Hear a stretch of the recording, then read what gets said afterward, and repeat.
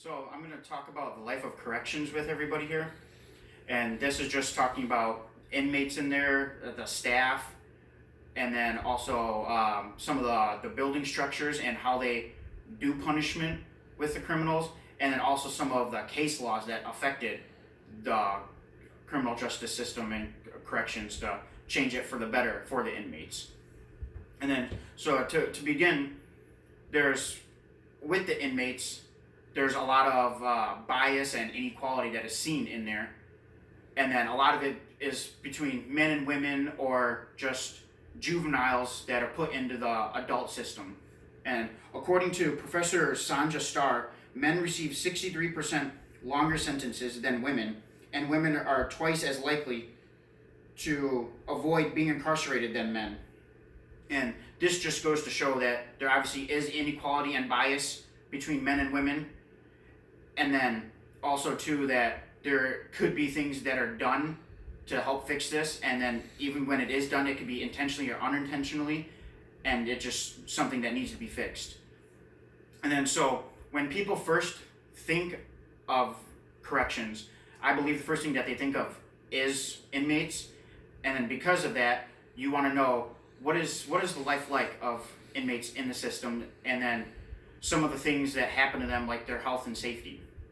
So for a normal schedule for an inmate, it all depends on the type of facility that they're in. Usually, the higher the security, the less freedoms they have, and it is roughly around anywhere between 20 to 22 hours they could be locked up, and then the last hour, 2 hours, it can be have the freedoms such as rec time, eating, and then showers.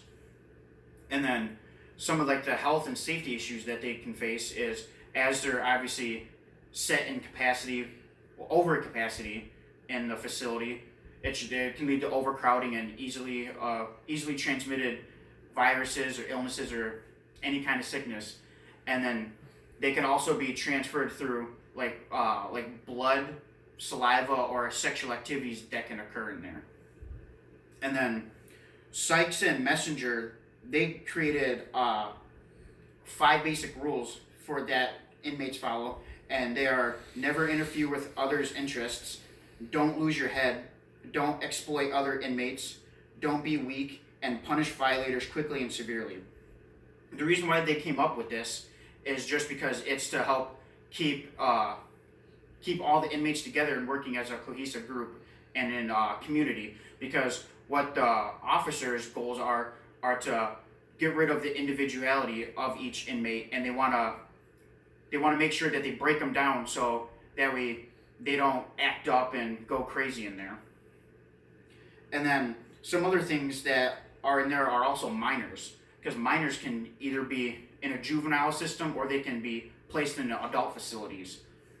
And then another statistic is during a single year, an estimated 2.1 million youths under the age of 18 are arrested in the U.S. This just goes to show how many children are actually arrested in there, whether they're placed in a juvenile center or in an actual adult facility. And now with this too, juveniles can be placed in adult facilities, but when they are in there, they must be separated from adults in the facility. They can't be around them at all. And then when they are obviously arrested or placed in a room, a judge has to review their case every few days to make sure everything is okay and make sure they're not being treated how an adult would be treated. And then another part of a group that is being talked about are the staff. And the staff make up the biggest portion, or a biggest portion of how they, I guess, survey the facility and defend it and protect it, and also keep track of the inmates. And then a normal schedule for them is, there isn't really a normal schedule because it's ever changing and always different. For example, they work more than 40 hours a week. They're expected to have overtime, and a lot of it is their schedules are a seniority rule. So they get to normally they get to choose what time periods that they work, and if you're a newer person, you're kind of SOL on it. So when they work, they experience a lot of issues. Some of which can include burnouts and stresses, and that can be just because they're obviously overworked, they have changing schedules that they can't adjust to it, and then they have something that is called inmate desensitization, which is obviously they're being around inmates enough where they see a lot of the negatives that happen in the group and they become desensitized to it and they become used to it, so they don't have as much compassion for it, and they lack that. And then there's a statistic that states that it is estimated that 37% of correctional officers experience job stress and burnouts.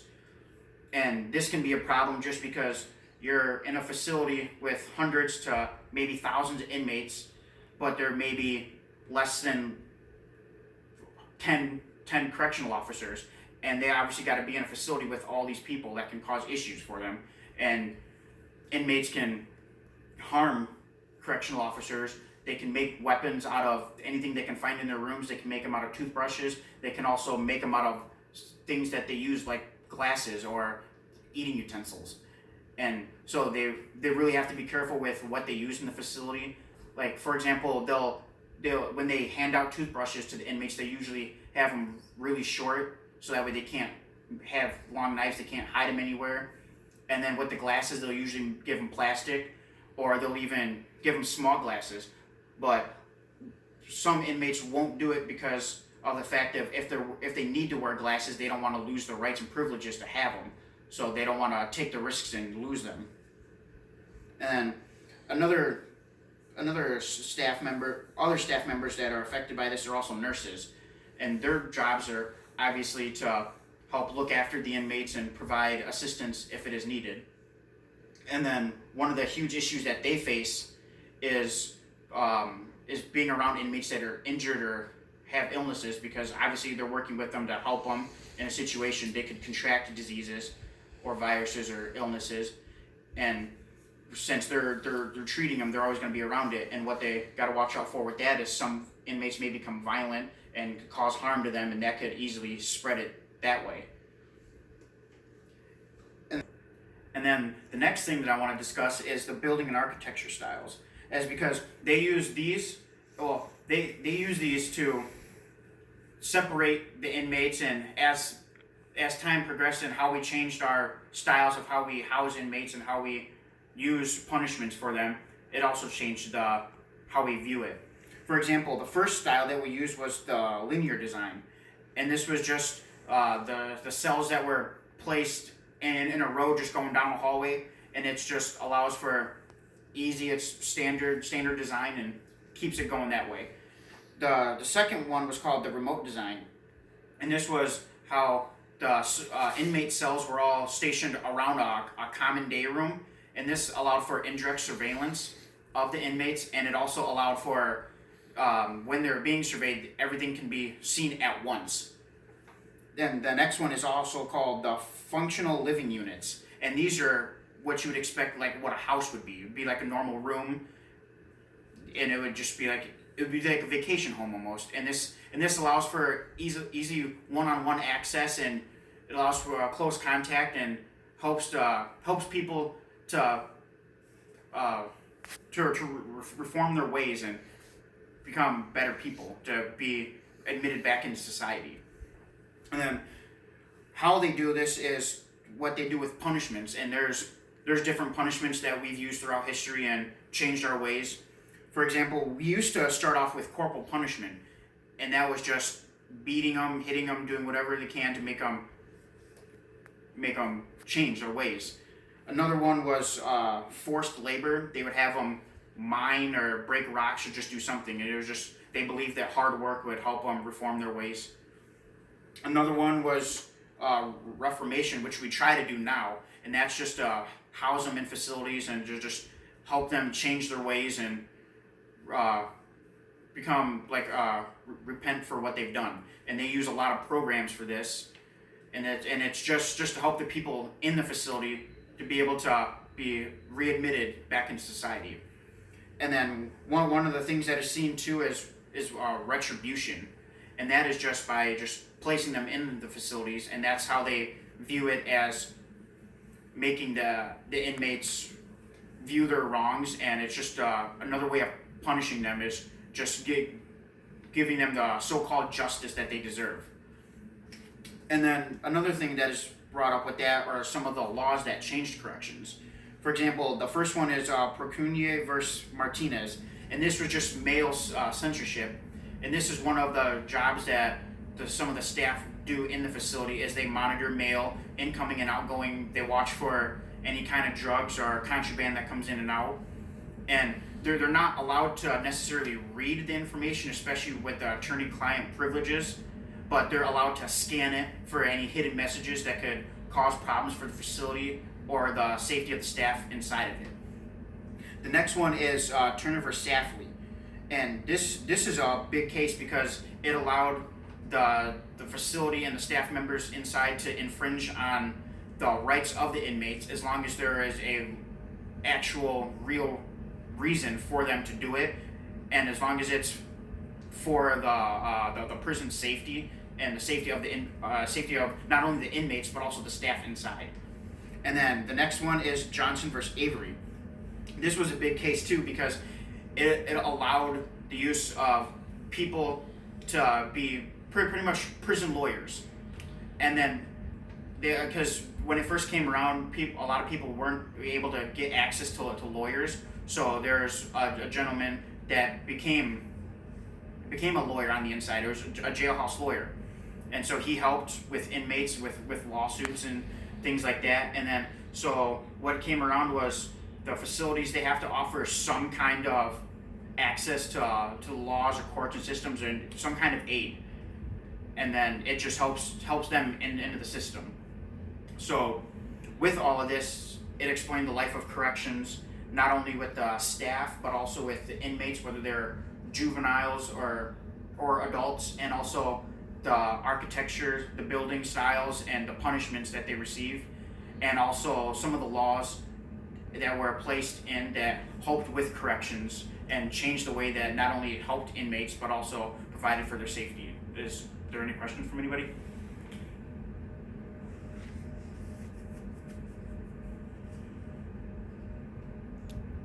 All right, no, there's no questions, and thank you very much. So you said about law enforcement, like the correction officers having certain schedules, timings for the prisoners. Yes. Why wouldn't they change that for the prisoners to keep always guessing? Because if they had the same times for everything, wouldn't you think they would plan something against the timings? Well, they normally change the schedulings of the actual officers, and they may not have the same officers every single time, but they normally have the same set schedule, and that's just because with it being if it's a higher security facility, then they're only limited to so many freedoms. And it also, if you're keeping a set schedule for them, it allows easier access to track them and keep consistencies, just so you're able to make sure that, today at this time, this is what's going to happen, so we can have these set guards here watching this and not change the schedule around for the inmates, which also changes the schedule around for the facility staff, so it doesn't confuse everybody. But if you're in like a gang affiliate area of the prison, couldn't they gang up on you? Like all the prisoners get together and plan something against all them officers if they're staging the same exact place at the same exact time every day? Well, and that's another thing too, is with gang members, they try to separate and segregate gang members, because gangs are a huge thing in facilities, especially because even if people aren't necessarily in a gang, they'll try to get they'll try to get them to join the gangs. And they can usually pass messages by, like, we'll say they'll write something on notes and then they'll tie it to like a string, and then they'll pass it around to a different cell and they'll pass it around to other people. They can use Morse code on pipes and they can pass it that way. Or if there's vents or something, they can try talking into vents and it'll pass to other people.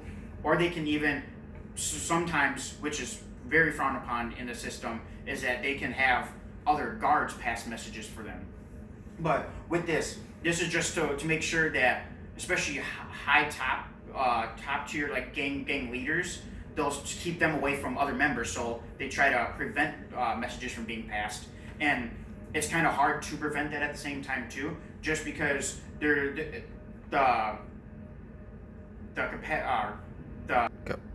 and this is just because obviously with the overcrowding in prisons, and just because there's so many inmates in there, you can have a ratio of 1 to 100 or 1 to 1,000, and that's the amount of officers to inmates. So you the best that you can do is be prepared for it, and always watch out for yourself and have spatial awareness. Just be careful of your surroundings and pay attention to whether inmates are around you or not, and just be careful of what they're doing and look out for your safety first. Now, with like if something did happen, what's the normal reaction time for like their team to come in and actually de-escalate the situation?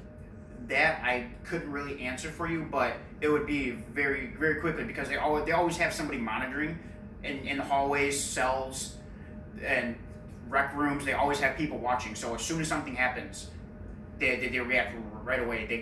They'll either get people just rush in there to stop it, or they'll gear up and then go in there.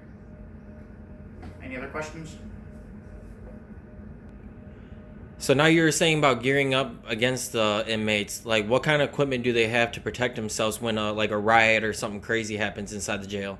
Well, if there's a riot, they'll usually have like face masks. They'll have body armor, like riot shields, and they'll usually use like smoke to smoke them out, or get them to all lie down prone, make sure they can't attack anybody else and go after anybody, or make sure they have no weapons, and it just help prevent more injuries from occurring. Well, what if this riot's already happening? How do you have time to gear up? Usually they'll have like specific people go in first, and then they could have other people gear up for it or get all the equipment that they need and go in afterwards. You said that if they make objects into weapons, what if they found those in the cells? What would happen? Normally when staff find it, they usually try to, sometimes they'll be quiet about it, like not let other inmates know. Other times they'll like seal the area and make sure that they search the whole room, search a few cells just to make sure there's no other weapons, and try seeing that if, for example, parts of beds were filed down or toothbrushes, just to make sure that there isn't anything else in the rooms that can be used or where it came from, so they can take precautions and guard against it if other rooms have it, and just make sure that other people can't make weapons from the same things that they do. And they'll normally, if they do find weapons like that, or if they cause harm to other people, or they find drugs or paraphernalia or anything like that, they usually like grab them and make sure that they're punished for it. They'll charge them for other crimes, and then they'll usually sit in there for even longer than what they already are. Now, do you think the correctional system in America is at a good time right now, or do you think there's still more to improve on? There's always room for improvement. You can do better, especially when you're looking at a lot of facilities. Like the facilities themselves, like prisons, like they're declining, where we don't have as many, but yet we're experiencing huge overcrowding in facilities. Like you'll have a facility that have a max capacity of, we'll say, 500, but you'll have like 800 people in there. And then rooms you'll have that are just enough room for 2 people, but you'll have 3 or 4 people sit in a room.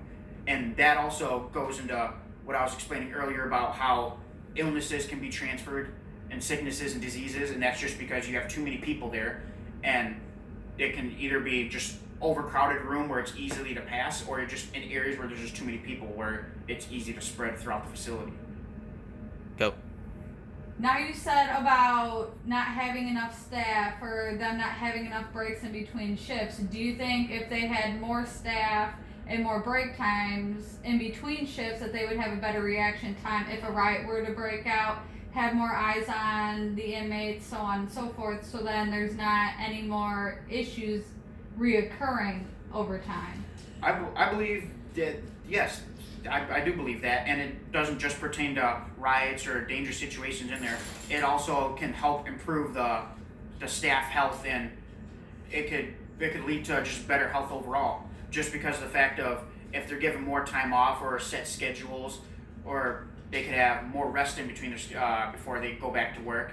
It can lower the burnout rate, stress, and a lot of them too is they see the amount of hours that they work and the amount or what the work that they do is not worth the amount of pay, even if it is good pay. So I believe that if you give them more rest or better training or hire more staff, it can have a big impact and decrease the amount of stress and burnouts with the staff, and I think the staff will be happier and it would work better with the facility.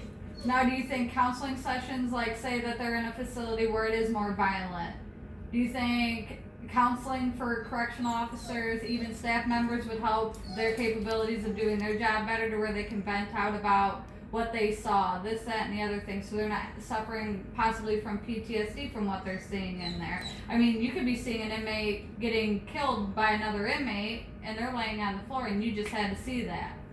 I do believe so, and they also that is one of the jobs that is there for what the nurses do, because they're usually there to help, and they can talk with, like, if they're experiencing psychological issues.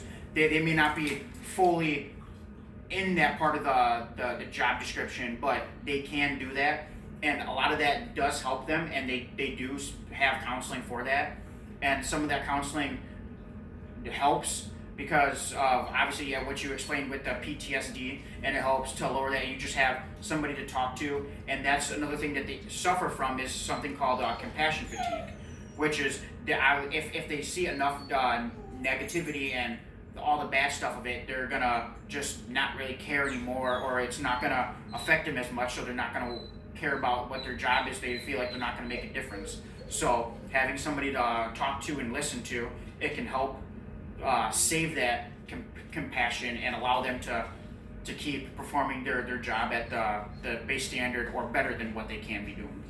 Now, do you think some correctional officers have fear of when the inmate does get out and the inmate and the correctional officer did not get along, that possibly that they would come in and attack them after they got out? Yes, definitely, and that does happen too. Especially you hear about some riots, or there'll be a guard that gets attacked by an inmate or multiple inmates, and especially because inmates do harass a lot of the guards, especially females when they work in male facilities. They're harassed all the time. So women, when they go through their training, they're trained to be prepared for that, and not just them, the men, they're trained to be prepared for multiple scenarios or situations and how to handle them, and that's just to make them be prepared for it and ready, so if they're stuck in that, they can react quickly and they know what to do, and not sitting there stunned on the spot, not knowing what to do, and having fear and being afraid.